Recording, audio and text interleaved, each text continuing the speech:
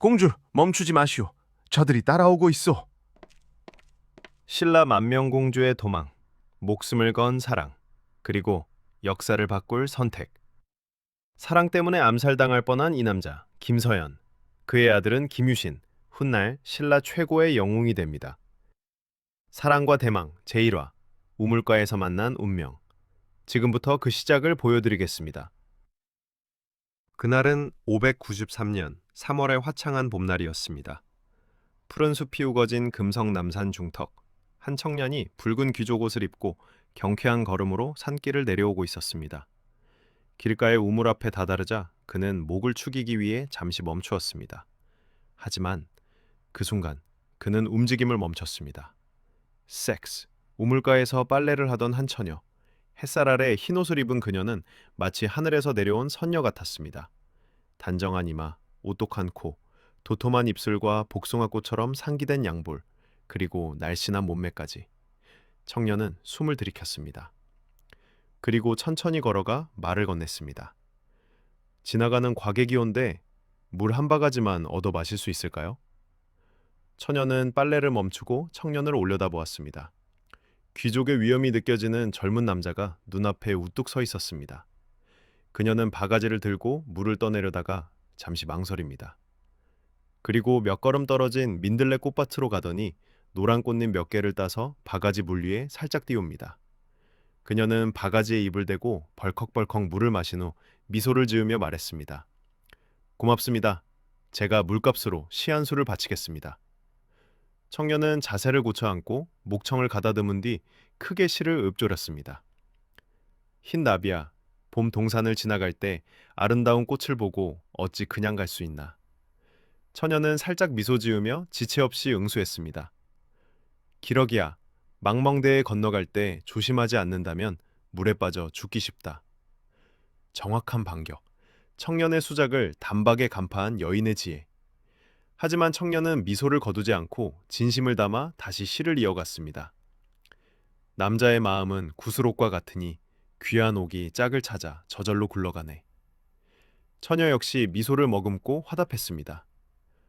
여자의 태도는 담장 너머 꽃 같으니 봄바람에 살짝 웃음 얹어서 보낸다네.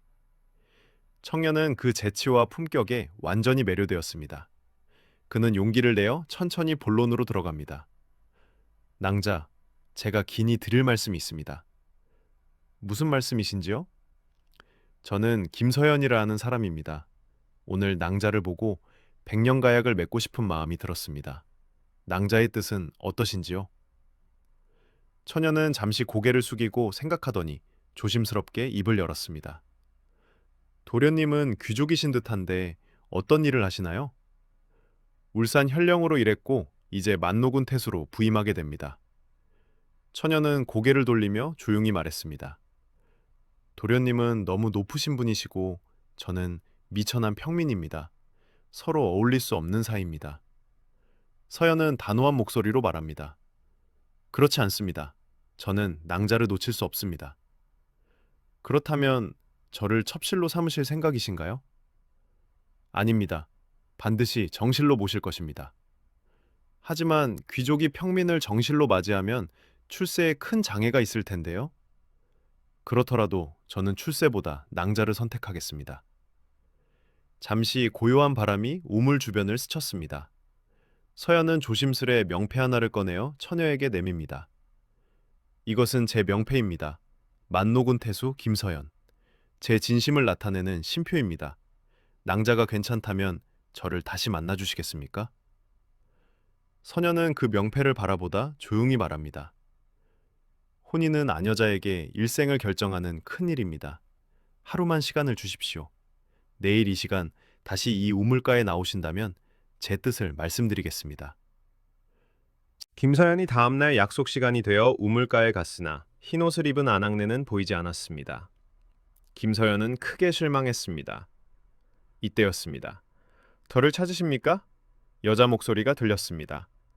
소리 나는 곳을 보니 자주색 비단 옷을 입은 아낙네가 환하게 웃고 있는 것이 아닙니까? 어제의 그 처녀였습니다. 서연은 너무 반갑고도 놀라워서 물었습니다. 어떻게 된 일입니까? 어째서 어제의 흰옷이 오늘은 자주색으로 바뀌었나요? 오늘은 도련님께 저의 신분을 밝혀야 한다고 생각했기 때문이지요. 그렇다면 낭자는 평민이 아니라 왕족입니까? 예, 제 이름은 만명이라 하옵고 부친은 왕실의 수굴종이시고 모친은 만호태우입니다. 그렇다면 임금님의 누이 동생이라는 말씀입니까? 그렇습니다. 서연은 약간 풀죽은 목소리로 만명에게 말했습니다. 그러면 저와는 신분상의 차이가 크니 감히 공주님을 사모할 수 없겠구려. 어제 도련님은 신분상의 차이가 있어도 소녀를 만나기 원했는데 저라고 도련님과 같은 생각을 하지 말라는 법이 있나요? 만명이 온화한 얼굴로 서연에게 용기를 불어넣어 주었습니다. 정말입니까? 그러기에 제가 이 자리에 나온 것이죠. 고맙습니다. 하지만 왕실에서는 저와 같이 신분이 낮은 사람과 혼인을 시키려 하겠습니까? 물론은 부모님들은 왕실의 핏줄을 잇기를 바랄 것입니다. 하오나 자기 인생은 스스로 결정해야 한다고 생각합니다. 그럼 저도 공주님과의 혼인을 꿈꾸어도 되겠습니까? 예, 도련님과 소녀가 서로 마음이 맞는다면 골풍 차이는 극복할 수 있을 것입니다. 서연은 너무 기쁜 나머지 온 세상이 자기 것이 된 것 같았습니다. 두 남녀는 알천의 물길을 거슬러 올라가며 이런저런 이야기를 나누었습니다. 서연은 만명과 정담을 나누다가 피리로 우르기 지은 하가라도를 들려주었습니다. 대가야의 가실왕이 우르를 궁중으로 불러서 12연금을 만들게 하고 12달을 상징하는 12곡을 짓게 했습니다. 저는 우르의 12곡 중에서 하가라도를 제일 좋아합니다. 하가라도의 곡조가 애처로우면서도 사람의 마음을 달래주는 것 같네요. 제가 하가라도의 곡조에 맞추어 우리의 마음을 가사로 올려볼까요?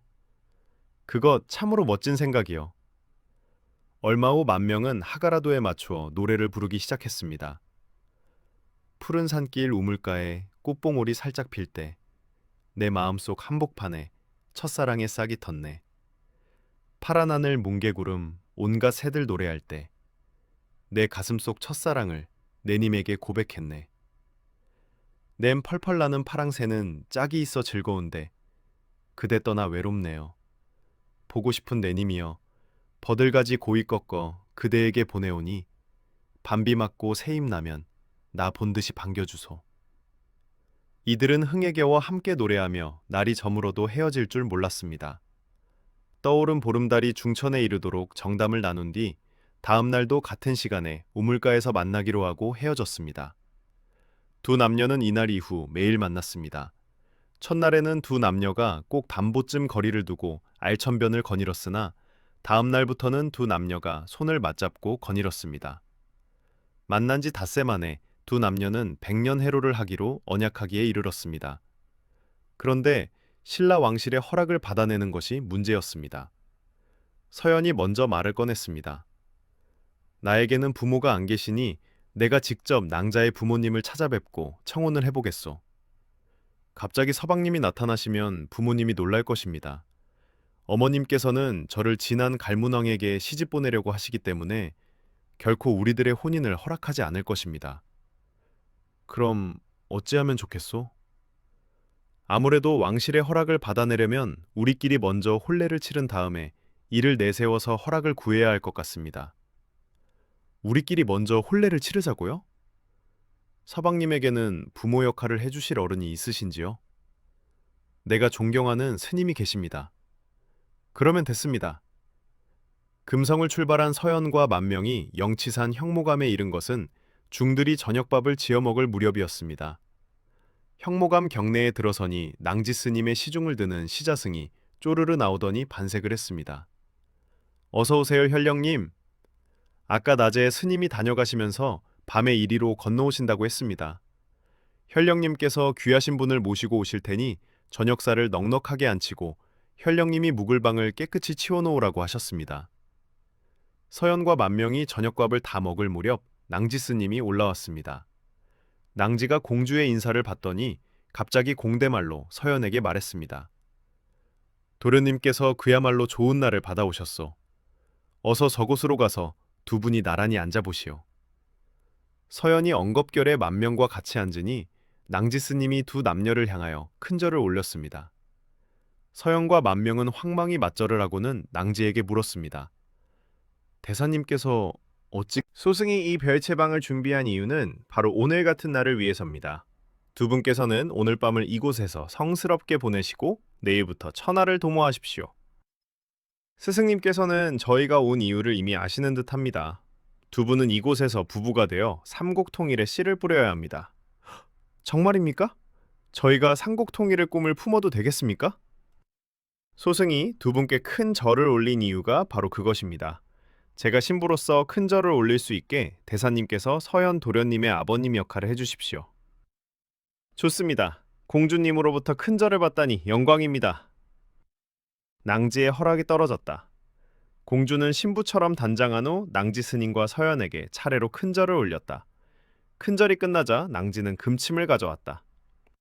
이제 두 분은 부부입니다. 소승이 준비한 금침이니 좋은 꿈 많이 꾸시고 백년해로 하십시오.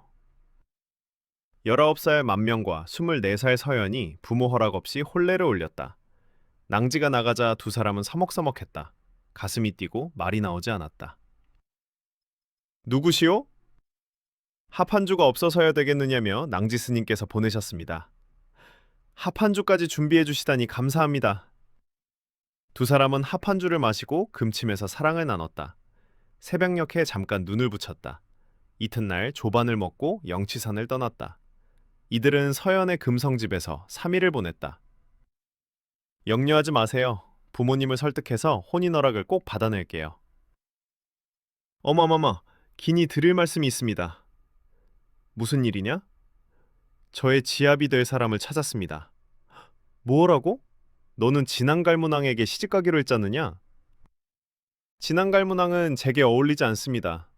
그래서 김무력 장군의 아들 김서현 도령과 혼인하고 싶습니다. 미쳤느냐? 너는 성골이다. 왕족과 혼인해야 한다. 어찌 미천한 사람에게 시집간다는 것이냐? 김무력 장군은 훌륭한 분입니다. 김무력 장군이야 훌륭하지만 가야 출신이다. 어떻게 귀한 네가 가야 사람에게 시집간다는 말이냐? 김무력 장군은 금관가야 구영왕의 셋째 아들입니다. 우리 신라에 와서 왕업을 반석 위에 올리고 각간까지 오르셨습니다. 가야 출신이라고 얕볼 이유가 없습니다. 그러나 신라 왕실의 핏줄은 아니지 않느냐? 김서현 도령의 어머니는 진흥대왕의 따님 아양공주님입니다. 절반은 신라 왕실의 자손입니다. 어찌되었든 성골인 네가 가야 출신 진골과 혼인하는 것은 절대 허락할 수 없다. 어마마마, 저는 이미 서현 도령과 혼례를 치렀습니다. 무슨 소리냐?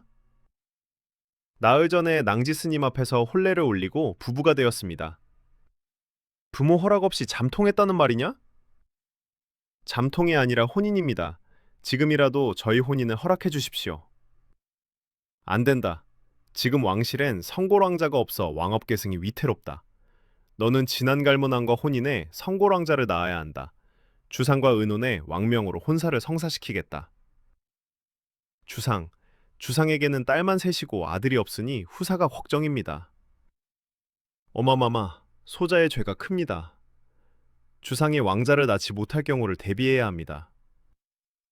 만명이 가야 사람에게 시집가겠다고 우깁니다. 누군데요? 김무력 장군의 아들 김서현이라네. 어마마마께서 만명을 잘 타일러 보시지요. 이번에는 만명의 아버지 수글종이 만명에게 묻습니다. 부모 허락 없이 이런 일을 저지르다니 부끄럽다. 어째서 내게 상의하지 않았느냐? 사전에 말씀드리지 못한 건 잘못입니다. 하지만 미리 말씀드려도 허락받기 어려웠을 겁니다. 마음에도 없는 사람과 평생을 살까봐 두려웠습니다. 너는 이 일을 떳떳하게 생각하는구나. 자랑스럽진 않으나 부끄럽지도 않습니다. 어찌하여 그러느냐? 첫째, 서현도령의 사내다운 풍모가 좋았습니다. 둘째, 저를 아끼는 마음이 좋았습니다. 셋째, 가야 출신 무력장군의 아들이란 점도 좋았습니다. 넷째, 저와 함께 큰 뜻을 펼칠 수 있어서 좋았습니다. 가야 출신 무력장군의 아들이라 좋았다는 뜻이 무엇이냐? 신라가 가야를 합병했지만 신라 사람들이 가야 사람들을 멸시합니다. 두 백성이 통합되지 못하고 있습니다.